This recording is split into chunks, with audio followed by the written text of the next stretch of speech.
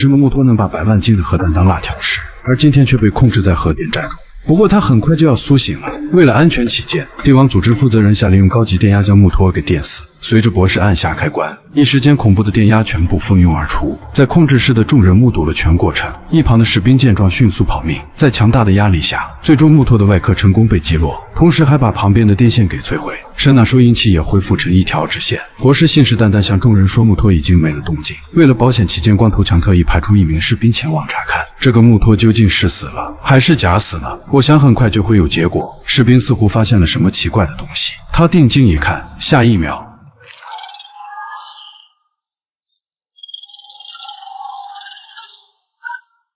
木托一脚下去，散发出恐怖的脉冲波，所到之处的灯光全部消灭，就连总部也毫无例外。核电站的所有电源设备都在一瞬间断电。身处牢笼里的乔顿是觉得大事不妙，没了电源，牢门也是自然打开。福特好奇的想知道发生了什么，可突然一阵声音从不远处传来。博士见状立即启动备用电源，不出意外的话也是成功激活，同时电压又开始攻击木托。他们成功把木托惹怒，木托缓缓从包子里走出来。显然他现在特别生气，这时的人类才想起来要跑命，但为时已晚。木托只是轻轻的用小腿碰了电缆，上方的铁架就直接崩塌，朝着地面坠落。乔看到这一幕，他静静地看着铁架坠落的方向，刚要拉住正在逃跑的士兵，可还是慢了一步，士兵直接被击落。此时的福特在外面也发现到他，可是命运捉弄人，乔的那座铁架最后还是塌了下去。福特眼睁睁地看着父亲遇险，正当他要进去营救时，突然木托的小腿就伸到了他身后，吓得福特立即跑到车内戴上防毒面具，看着外面的巨型木托，他不敢发出一丁点声音。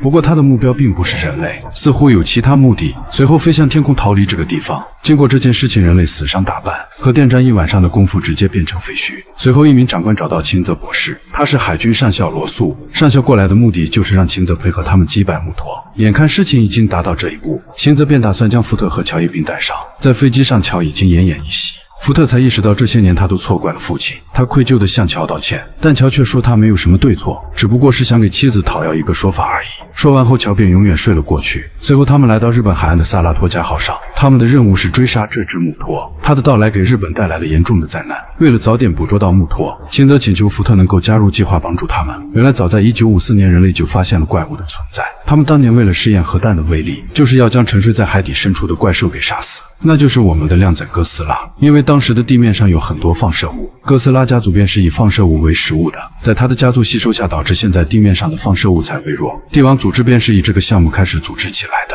而在15年前就有一个相似哥斯拉的族人被木托杀死，木托为了繁衍后代，便寄生了2颗狍子在哥斯拉族人体内。昨天出现的那只便是之前逃走的，而另一只被帝王组织静养在核废料的废弃场中。随后秦泽问福特乔生前有研究过什么东西没有，这时福特才想起乔曾经研究过一本书，名为回波定位法，那这就说得通了。秦泽立即意识到乔当时在秘密基地好像说过什么，于是他让下属再去查看一遍收集的声呐波。同时福特便想着坐着军方的直升机回旧金山和爱人团聚。在秦泽多次的寻找下，终于发现了一处型号不相同的地方，显然是某种东西做出了回应。很快福特来到高铁车站内，心情烦躁的他拿出了他最爱的玩具，一个小男孩正偷偷看着他。福特见状原本不想搭理，可列车突然启动，将男孩关在里面，他父母在外面着急万分。福特见状刚要过来帮忙，可列车已经开始启动，无奈的福特只能向2位父母保证会把男孩安全送回来。随后他将男孩安顿好，把自己最爱的玩具送给了他。在收集信息的秦泽突然听到士兵传来消息，在北太平洋有艘俄罗斯的潜艇无故消失，他们猜测有可能是木托，于是上校便派出一支小队前往查看。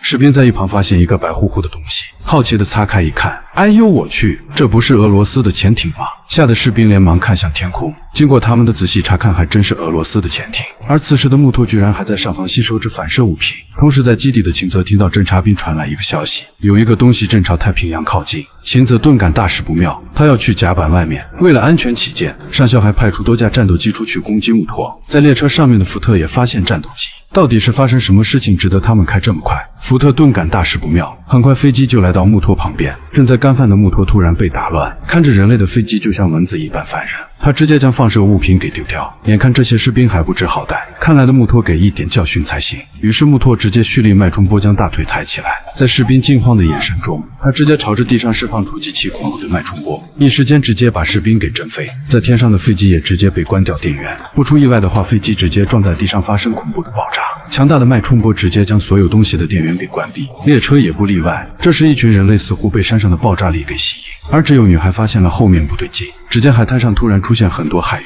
同时海水还不断缩回去。男人立即过来将女儿给抱起来。突然一阵警报声响起，提示人们海啸要来了。众人见状纷纷丢下东西拔腿就跑。侦察兵发现有东西正朝陆地过来，可能也是一只怪物。秦泽听到后震惊地看向前方，还露出严肃的表情。只见一个比鲨鱼还大的背脊正朝萨拉托加号过来。看到这一幕的秦泽直接傻眼了，难道这就是传说中的怪兽之王哥斯拉吗？正当他要撞上萨拉托加号时，突然哥斯拉潜水在下方游了过去，随后再从另一边伸出极其恐怖的背脊。没错，他正是要去找木托打架。